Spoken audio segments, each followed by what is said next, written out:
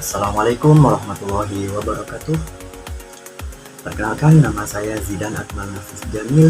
Saya mahasiswa dari Universitas Trunojoyo Madura, Fakultas Ekonomi dan Bisnis, Prodi Ekonomi Pembangunan, kelas C, dengan NIM 2102311000138. Pada kali ini saya akan memenuhi tugas UAS matkul Sejarah Pemikiran Ekonomi. Dan pada kali ini saya mengambil judul Pemikiran Ekonomi Imam Al-Ghazali dalam Pandangan Ekonomi Islam. Baik, kita lanjut ke slide berikutnya, yakni pengenalan tokoh. Al-Ghazali merupakan salah satu pemikir besar dalam ekonomi Islam lewat karya monumental Ihya Ulumuddin, Al-Mustasfa Mizan Al-Amal dan At-Tibr Al-Masbuk fi Al-Nasihah Al-Muluk Al-Ghazali, mengupas secara tuntas aspek-aspek substansial dari ekonomi Islam, karena menurutnya perkembangan ekonomi sebagai bagian dari tugas-tugas kewajiban sosial yang sudah ditetapkan Allah. Dalam karya-karyanya, Al-Ghazali menitik beratkan kepada keadilan, kedamaian, dan stabilitas sebagai fondasi dari ketersediaan ekonomi, baik dalam bidang produksi, konsumsi, maupun distribusi. Untuk itu, peran negara sangat penting untuk menjaga itu semua. Baik, perlu diketahui untuk teman-teman bahwasanya yang ada di PPT ini saya buat secara ringkas atau saya ambil intinya saja. Dan yang akan saya jelaskan pada kali ini yakni secara keseluruhan atau secara detailnya. Jadi, salah satu masalah yang sedang dibicarakan pada saat ini adalah masalah ekonomi Islam, seperti perbankan syariah, bank syariah, konsep mudharabah, dan lain sebagainya. Jika melihat pada literatur Islam, jarang ditemukan tulisan tentang sejarah pemikiran ekonomi Islam atau sejarah ekonomi Islam, karena kebanyakan buku-buku sejarah Islam atau sejarah peradaban Islam klasik lebih dominan bermuatan sejarah politik, sehingga tak menyisakan sedikitpun ruang bagi perkembangan ekonomi atau sejarah tokoh-tokoh yang membahas tentang ekonomi. Konsekuensinya, ketika belajar sejarah peradaban Islam, yang ditemukan adalah pembahasan mengenai dari satu penaklukan ke penaklukan berikutnya. Padahal, sangat banyak ilmuwan klasik yang memiliki pemikiran ekonomi yang amat maju, bahkan melampaui ilmuwan-ilmuwan barat. Salah satunya adalah Imam Al-Ghazali, yang mendapat gelar kehormatan Hujjat al-Islam karena pembelaannya yang mengagumkan terhadap Islam, terutama terhadap kaum batiniyat dan kaum filosof. Oke, kita lanjut ke slide berikutnya, yakni kita masuk ke biografi Al-Ghazali. Al-Ghazali, nama lengkapnya Abu Hamid Muhammad Ibnu Ahmad Al-Ghazali Al-Tusi, dilahirkan pada tahun 450 Hijriah atau 1058 Masehi di Ghazal, Tusi, Provinsi Khurasan, Iran.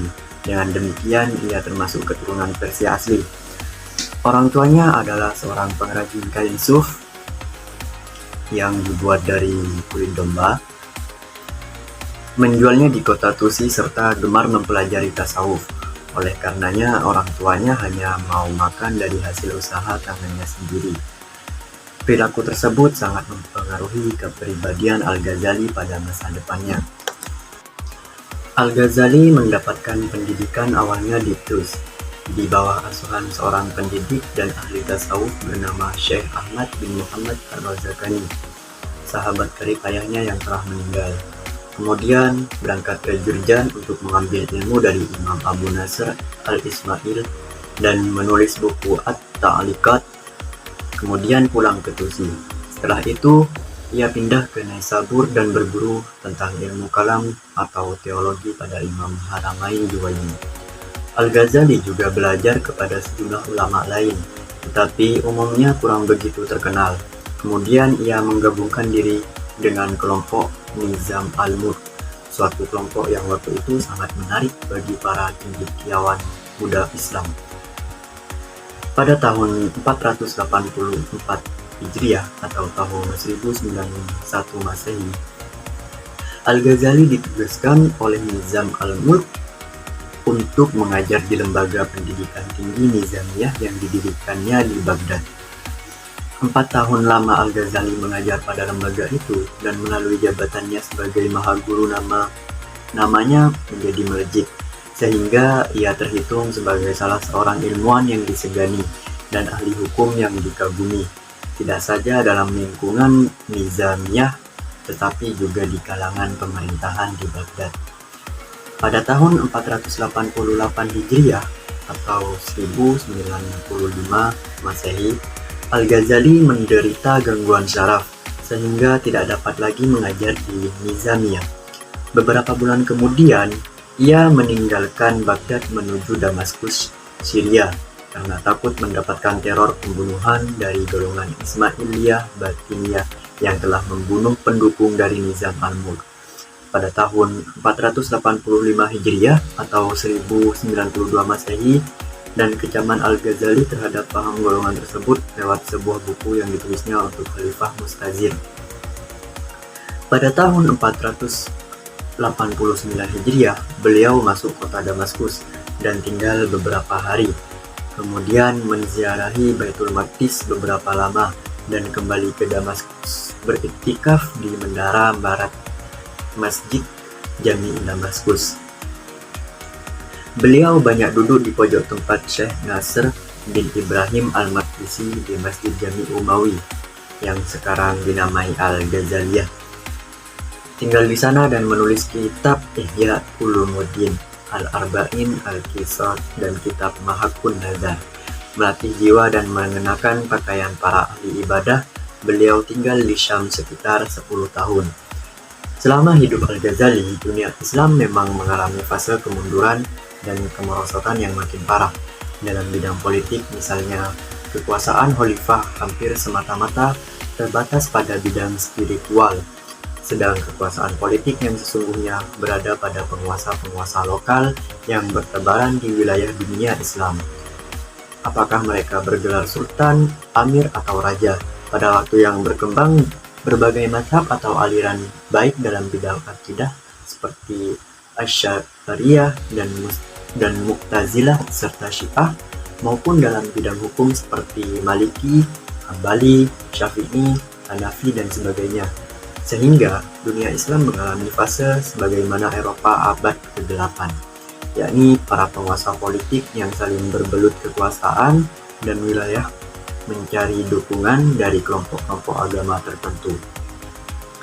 Dalam pada itu, aliran-aliran agama dalam usahanya mempertahankan dan memperluas pengaruh dan wilayah masing-masing, mencari dukungan dari penguasa-penguasa politik.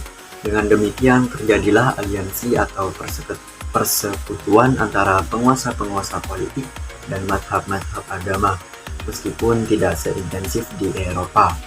Tidak lama setelah Al-Ghazali meninggalkan Baghdad, Sultan Barkiyaruk memenggal kepala pamannya sendiri, yakni Tutusi, yang didukung oleh Khalifah dan Al-Ghazali. Maka setelah meninggalnya Sultan Barkiyaruk pada tahun 498 Hijriah atau 1105 Masehi, ia dapat dibujuk oleh Wazir Fakhr al-Mulk, anak dari Nizam al-Mulk, agar kembali mengajar di Khurasan.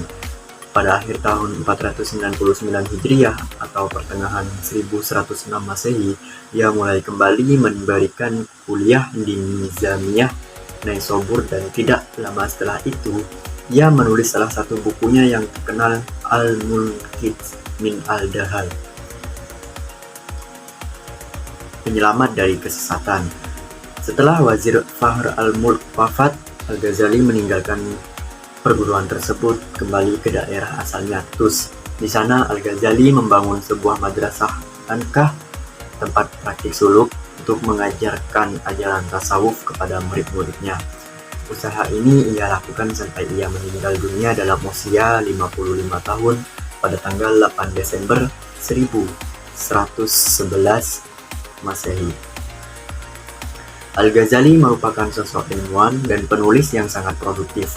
Berbagai tulisannya telah banyak menarik perhatian dunia.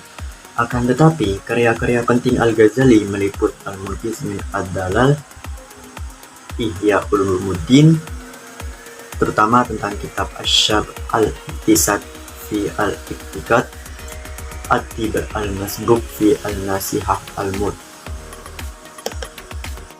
Baik, masuk ke slide selanjutnya, yakni pemikiran ekonomi Al-Ghazali. Al-Ghazali dikenal memiliki pemikiran yang sangat luas dalam berbagai bidang keilmuan. Bahasannya tentang ekonomi dapat ditemukan dalam karya monumentalnya, yakni Ihya Ulumuddin, Al-Mustafa Mizan, Al-Amal, dan At-Tibr al-Masbuk fi al-Nasihah al-Muluk. Bahasan ekonomi Al-Ghazali mencakup aspek luas meliputi pertukaran dan evolusi pasar, produksi, barter, dan evolusi uang, serta peranan negara dan keuangan publik. Secara umum, sosioekonomi Al-Ghazali berakar dari sebuah konsep fungsi kesejahteraan sosial Islam.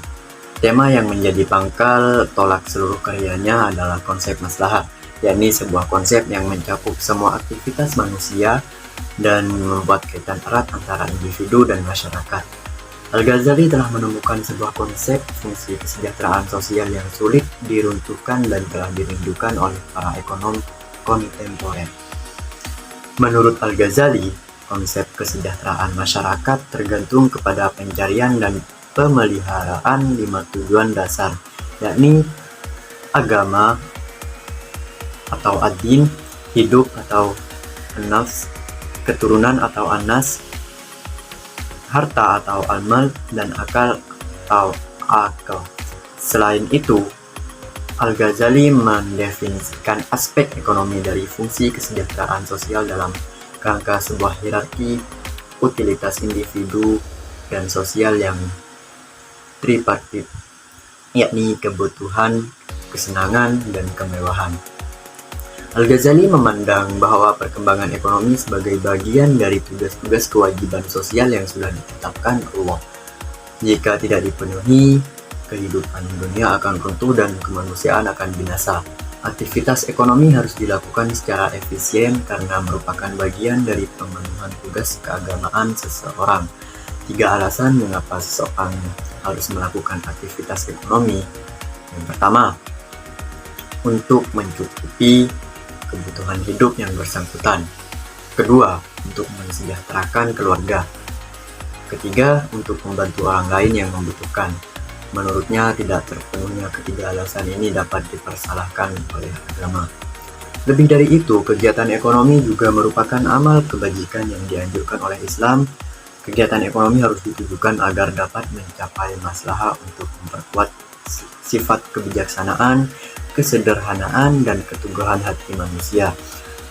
Maslahah merupakan lawan mafsadat. Maslahah menjadi tujuan syariat Allah Subhanahu wa taala. Maslahah adalah segala bentuk keadaan baik material maupun non-material yang mampu meningkatkan kedudukan manusia sebagai makhluk yang paling sempurna. Untuk itu, maka manusia itu terbagi menjadi 3 kategori, yaitu yang pertama, orang yang kegiatan hidupnya sedemikian rupa sehingga melupakan tujuan-tujuan akhirat. Golongan ini akan celaka. Kedua, orang yang sangat mementingkan tujuan-tujuan akhirat daripada tujuan duniawi. Golongan ini akan beruntung. Dan yang ketiga, golongan pertengahan atau kebanyakan orang, yaitu mereka kegiatan duniawinya sejalan dengan tujuan-tujuan akhirat. Oleh karenanya, Al-Ghazali sangat mengkritik mereka yang usahanya sebatas hanya untuk memenuhi sekedar penyambung hidup. Ia mengatakan bahwa jika orang-orang yang tinggal pada tingkat subsistem dan menjadi sangat lemah, angka kematian akan meningkat. Semua pekerjaan, kerajinan akan terhenti, dan masyarakat akan hancur, karena kehidupan dunia adalah persiapan kehidupan akhirat. Oke, kita lanjut di slide berikutnya. Di dalam kitab Ihya Ulumuddin ada beberapa konsep ekonomi yang ditawarkan oleh Al-Ghazali. Konsep ini ada 7. Antara lain, yang pertama, pertukaran sukarela dan evolusi pasar. Yang kedua, aktivitas produksi. Yang ketiga, produksi barang-barang kebutuhan dasar sebagai kewajiban sosial. Keempat, barter dan evolusi uang. Kelima, peranan negara dan keuangan publik. Keenam, kemajuan ekonomi melalui keadilan, kedamaian, dan stabilitas. Yang ketujuh, keuangan publik. 8, utang publik. Dan yang terakhir, yang kesembilan adalah pengeluaran publik. Lanjut ke slide berikutnya, yakni tentang perbedaan dan persamaan Al-Ghazali dengan Abu Yusuf berdasarkan filosofi ekonomi. Abu Yusuf ini adalah tokoh pemikir ekonomi juga, sama seperti Al-Ghazali. Jadi di kesempatan kali ini akan saya jelaskan perbedaan dan persamaan dari Al-Ghazali dengan Abu Yusuf berdasarkan filosofi ekonominya. Al-Ghazali memandang bahwa perkembangan ekonomi sebagai bagian dari tugas-tugas kewajiban sosial yang sudah ditetapkan Allah. Jika tidak dipenuhi, kehidupan dunia akan runtuh dan kemanusiaan akan binasa. Aktivitas ekonomi harus dilakukan secara efisien karena merupakan bagian dari pemenuhan tugas keagamaan seseorang. Dan ilmu ekonomi menurut Abu Yusuf adalah bagian tak terpisahkan dari seni dan manajemen pemerintahan dalam rangka pelaksanaan amanat yang dibebankan rakyat kepada pemerintah untuk mesejahterakan mereka. Keduanya sama-sama memiliki tugas untuk mengatasi masalah manajemen ekonomi masyarakat yang dipimpini oleh keduanya. Oke, lanjut ke slide berikutnya, yakni tentang perbedaan dan persamaan Al-Ghazali dengan Abu Yusuf berdasarkan nilai ekonomi yang diharapkan. Pemikiran ekonomi Al-Ghazali didasarkan pada pendekatan tasawuf, dan pemikiran sosioekonominya berakar dari sebuah konsep yang ia sebut sebagai fungsi kesejahteraan sosial, yakni sebuah konsep yang mencakup semua aktivitas manusia dan membuat kaitan yang erat antara individu dengan masyarakat. Sedangkan Abu Yusuf, yang menjadi kekuatan utama pemikiran Abu Yusuf, adalah dalam masalah keuangan publik. Sistem ekonomi yang dikehendaki oleh Abu Yusuf adalah satu upaya untuk mencapai kemaslahatan umat. Kemaslahatan ini didasarkan pada Al-Quran, Al-Hadis, maupun landasan-landasan lainnya. Kesamaan nilai ekonomi yang diharapkan oleh Al-Ghazali dan Abu Yusuf, yakni keduanya sama-sama ingin mensejahterakan kemaslahatan umatnya. Lanjut ke slide berikutnya, yakni tentang perbedaan dan persamaan Al-Ghazali dengan Abu Taimiyah berdasarkan instrumen kebijakan yang digunakan.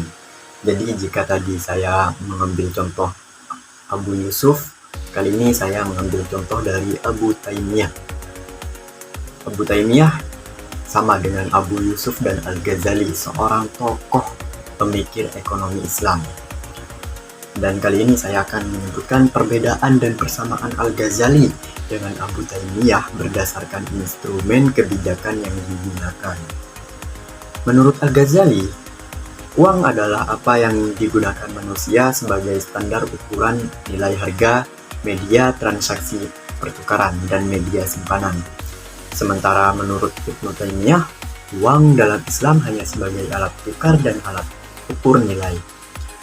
Sedangkan persamaannya, para ilmuwan sosial Islam seperti Al-Ghazali dan Ibnu Taimiyah menyepakati fungsi uang sebagai alat tukar dan penurunan nilai mata uang. Oke, kita lanjut. Kali ini kita sudah mencapai bab yang terakhir, yakni tentang kesimpulan. Dari paparan di atas dapat disimpulkan bahwa Al-Ghazali merupakan salah satu pemikir hebat dalam bidang ekonomi Islam. Pemikirannya tentang ekonomi dapat ditemukan dalam karya-karyanya seperti Ihya Ulumuddin, Al-Mustafa Mizan, Al-Amal, dan Al-Masbuk fi Al-Nasihah Al-Muluk. Aspek-aspek yang menjadi objek kajian ekonomi Al-Ghazali meliputi pertukaran dan evolusi pasar, produksi, barter, dan evolusi uang, serta peranan negara dan keuangan publik. Sedangkan titik tolak dari pemikiran ekonomi Al-Ghazali adalah konsep maslahah, yakni sebuah konsep yang mencakup semua aktivitas manusia dan membuat kaitan erat antara individu dan masyarakat. Baik, mungkin cukup sekian materi dari saya. dan tentang pemikiran ekonomi Imam Al-Ghazali dalam pandangan ekonomi Islam. Semoga bermanfaat untuk teman-teman, dan jika ada penjelasan yang kurang dari saya mohon maaf sebesar-besarnya. Kurang lebihnya saya ucapkan terima kasih. Wassalamualaikum warahmatullahi wabarakatuh.